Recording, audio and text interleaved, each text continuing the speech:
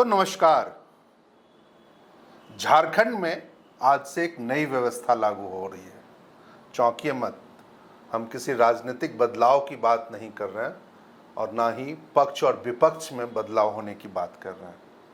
हाँ, ये अलग बात है जो मुख्यमंत्री हेमंत सोरेन आज बिहार के दौरे पर हैं, जहां पर वोटर अधिकार यात्रा के समापन में कांग्रेस, राजद, वामपंथी दल और अन्य तमाम जो इंडिया गठबंधन के घटक दल हैं उनके साथ वो मंच साझा करके बिहार में अपनी राजनीतिक एंट्री की बुनियाद रखने वाले हैं।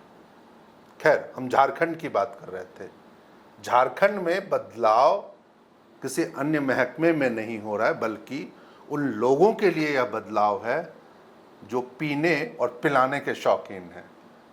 आप समझ रहे होंगे दोस्तों, हम बात कर रहे हैं झारखंड में नई शराब नीति या नई उत्पाद नीति के आज से लागू होने को लेकर के है।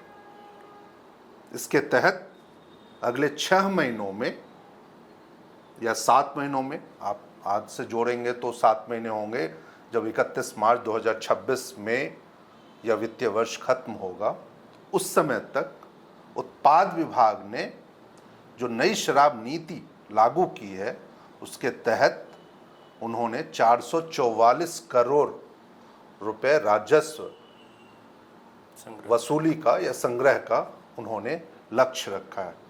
तो क्या कुछ बदलाव आज से झारखंड में नई शराब नीति के तहत होने वाली है, और क्या आपके जेब पे, जो इसके शौकीन हैं उनके जेब पे कैसे यह असर डालने वाला है, कितना असर डालने वाला है, किनको राहत मिल सकती है इन सब मामलों में। हमारे साथ आप फ्रेम में देख रहे हैं हमारे सहयोगी अभिषेक सिंह हैं। आइए अब उनसे जानते हैं जो नई शराब नीति के तहत क्या कुछ बदलाव आज से झारखंड में हो रहा है। अभिषेक जी, कैसे देख रहे हैं आप इस? देखिए, व्यवस्था में बदलाव है। सबसे पहली बात यह है कि जो थोक बिक्री है शराब की, वो अब भी झारखंड बिवरेज कॉरपोरेशन लिमिटेड के पास में ही है। पहली बात तो ये। हाँ, जो खुदरा व्यापार होगा, जो खुदरा बिक्री होगा, वो जो है अब निजी हाथों में है, निजी हाथ से होगा। सबसे पहले चर्चा ये आ रही थी कि किन चीज़ों के दाम में कमी होगी और किस किस का दाम बढ़ा है।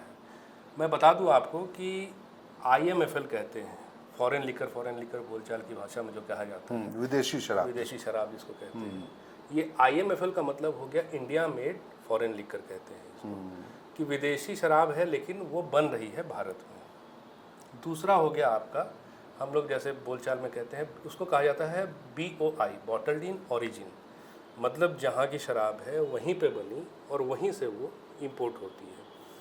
तो जो कह रहे हैं लोग कि जो शराब सस्ती होगी, वो बॉटल इन ओरिजिन की शराब जो है, जो महंगी स्कॉच की बोतलें आप देखते हैं, वो शराब जो है वो सस्ती होगी।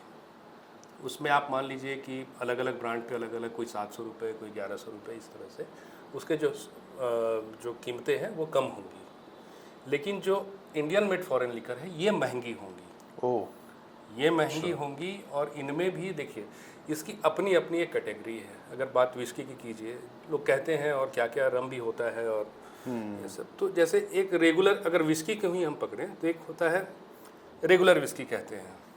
रेगुलर विस्की में आपको जो ब्रांड्स आते हैं जो सस्ती तरह के, वो मैकडोवेल और इंपेरियल ब्लू, हाँ RS, ये रेगुलर विस्की है। इसके ऊपर अगर हम बढ़ते हैं तो वो हो गया आपका प्रीमियम विस्की कहते हैं उसको। प्रीमियम में वो ब्लेंडर, स्प्राइट और उस तरह के जो सिग्नेचर हैं, ये ब्रांड्स हो गए। फिर स्कॉच होता है। स्कॉच में आपका 100 पाइपर और टीचर्स, ये सारे ब्रांड्स हैं। तो शैलेंद्र जी, जो रेगुलर विस्की है जो 170-180 रुपये से लेकर 200 रुपये की कीमत पे मिलती है, इसके कीमतों में इजाफा हो रहा है। अगर इसके 750 ml की बात करें, जो 630, 650, 670 रुपये की मिलती थी, ये 150 से 200 रुपये महंगी हो जाएगी। तो सीधा सीधा ये जो चोट है ये उपभोक्ताओं की जेब पे पड़ने वाला है। प्रीमियम विस्की जिसमें ब्लेंडर्स आता है, एक उदाहरण के तौर पे ले लेते हैं, 1050 रुपये का एक बोतल आता है, वो अब हो गया है 1200 रुपये। अच्छा, मतलब कितना बढ़ा, 150 से 200 रुपये, 250 रुपये, अलग अलग ब्रांड पे अलग अलग है। ये एक चीज़ जो है ये होने वाला है। ये तो कीमतों की बात हो गई जी और ये क्या, ये सब चीज़ें जो हैं वो खुदरा दुकानों में मिलेंगी? हाँ, ये भी बहुत बड़ी बात थी कि पहले आप जाइए, और एक और चीज़ होता था कि आपसे जो है 10 रुपये 20 रुपये से लेकर 50 रुपये तक जो अतिरिक्त ओवर प्राइसिंग ओवर प्राइसिंग हुआ करता था, उम्मीद है वो तो नहीं होगा, क्योंकि अब तो सरकार सीधे सीधे सवाल करने का अधिकार अपने पास रखती है। उस समय भी था, लेकिन अब प्रत्यक्ष रूप से हो गया ये चीज़। दूसरा आपने क्या पूछा? मैंने ये पूछा था कि ये जो विदेशी शराब है वो खुदरा दुकानों पे मिलेंगी? बिल्कुल बिल्कुल, वो मिलता आया है, वो मिलेगा भी।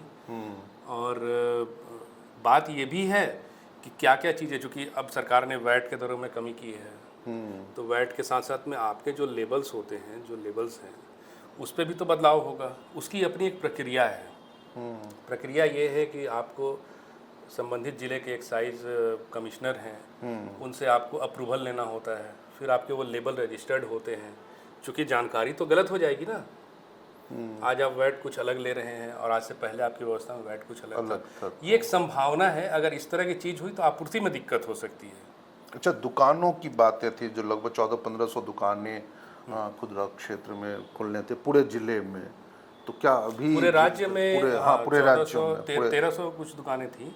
हाँ, दुकानें जो जहाँ हैं वो तो वहीं हैं, और वही दुकानों से संचालन होगा।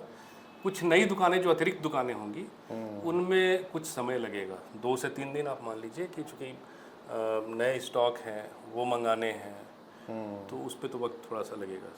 यानी जो व्यवस्था कल तक थी, जो झारखंड में JVVSL जो था वो डायरेक्ट, JSBCL जो था वो डायरेक्ट अपने जरिए शराब बेचता था, अब आज से वो खुदरा क्षेत्र में बिकेंगी शराब।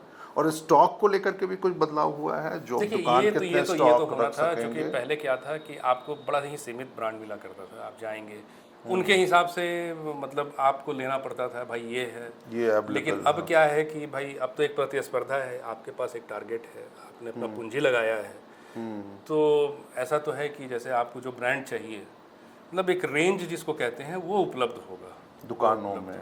बिल्कुल। अच्छा, सरकार को क्या लग रहा है जिसमें कमाई जो उनकी, अब उन्होंने रख तो लिया 444 करोड़ राजस्व संग्रह का लक्ष्य, क्या लगता है जो वहाँ पहुँच पाएगा, या फिर वो है जो निजी हाथों में है तो उसकी ब्लैक मार्केटिंग की भी गुंजाइश क्या बनी रह जाती है?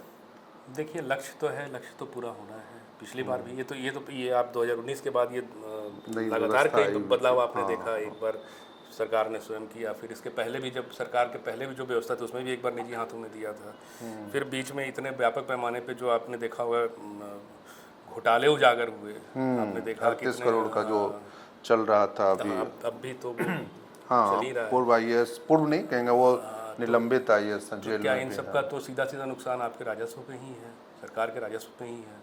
राजधानी की बात करें, जो सबसे ज़्यादा यहाँ पे लोगों का ध्यान रहता है और ज़्यादा शिकायतें, क्योंकि राजधानी में है तो विभाग में ज़्यादा शिकायतें आती हैं। देखिए, शिकायत तो शुरू से रही है शैलेंद्र जी, शिकायत शुरू से रही है। जब से सरकार से ये व्यवस्था लागू हुई, सरकार ने संचालन अपने हाथ में लिया, आप देखेंगे कभी ओवर प्राइसिंग को लेकर, कभी स्टॉक को लेकर के शिकायतें तो हमेशा रही हैं। अब ये है कि निजी हाथों में आने से उपभोक्ताओं को ये फ़ायदा ज़रूर हो जाएगा कि भाई सारे ब्रांड्स जो हैं वो अवेलेबल होंगे, ओवर प्राइसिंग है वो बंद होगा, ठीक है ना।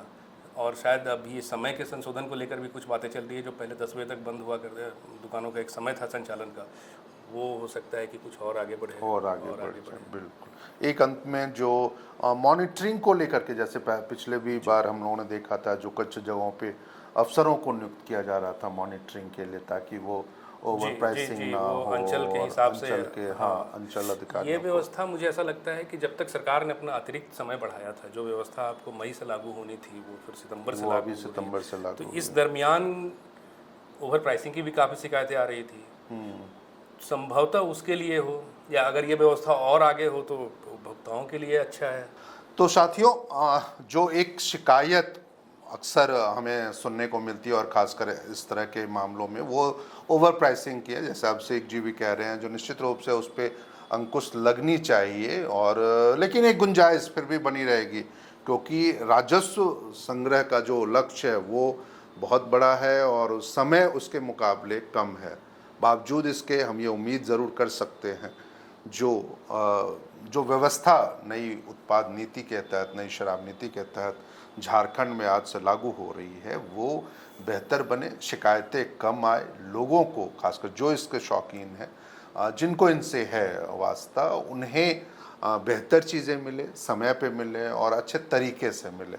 कोई मारपीट या कुछ, कई बार ये देखते हैं जो आपसी झड़प वाली स्थितियाँ हो जाती हैं, वो सब चीज़ें ना हों। लेकिन एक सवाल इसी बीच में यह भी है, जो दिसोम गुरु जिन्होंने एक लंबी लड़ाई लड़ी थी झारखंड में नशे के खिलाफ और नशे पान के खिलाफ, और जब वो खुद मुख्यमंत्री बने थे 2008 में पहली बार, हमें याद है जो उस समय कैसे उन्होंने ये कहा था, जो सड़क किनारे हड़िया और बेचते हैं, देसी शराब या देसी दारू बेचते हैं, हम उनको रोज़गार से जोड़ेंगे, हम उनके रोज़गार सृजन पे काम करेंगे। तो जो एक लड़ाई या फिर एक जो सोच या फिर जो एक सपना दिसोम गुरु ने 2008 में देखा था, उसके मुकाबले आज 2025 में सरकार अब इन्हें निजी हाथों में सौंप कर अपने राजस्व संग्रह की ओर बढ़ चली है। यह वीडियो आपको कैसा लगा कमेंट करके हमें ज़रूर बताइएगा, और यदि आप हमारे चैनल पे नए हैं तो आप इस चैनल को ज़रूर जीटी रोड लाइव को सब्सक्राइब कीजिए, ज्वाइन का बटन दबाइए और अपने दोस्तों, सगे संबंधियों और रिश्तेदारों के बीच में आप इस वीडियो को ज़्यादा से ज़्यादा शेयर कर सकते हैं, लाइक कर सकते हैं। तो इस वीडियो में फ़िलहाल इतना ही। जय हिंद, जय भारत, नमस्कार।